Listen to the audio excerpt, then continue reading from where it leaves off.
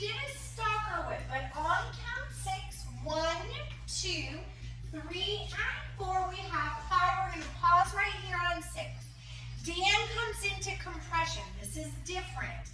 So I feel his energy, his center, not his arm, as for compression. That helps me get to leverage really quickly on the 7. So as we go 7 and 8, we just maintain the stretch, lower center, all that good connection. I feel the connection. I know that my anchor is done and that I'm going forward, so this right leg doesn't try and go back.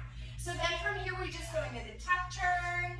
For 3 and 4, we'll do the whole piece without stopping. So it goes 1, 2, 3 and 4, 5, 6, 7 and 8, 1, 2, 3 and 4, 5, 6.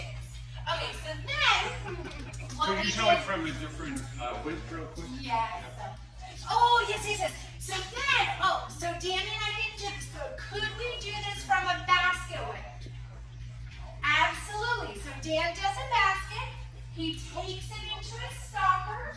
He releases that hand to my back.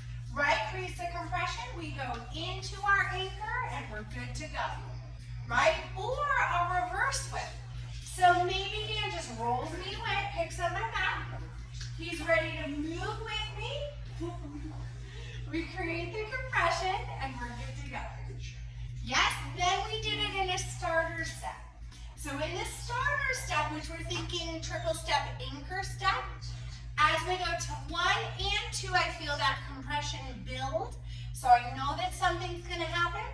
I know I'm going straight back because that's the opposite direction of the vector of energy I have.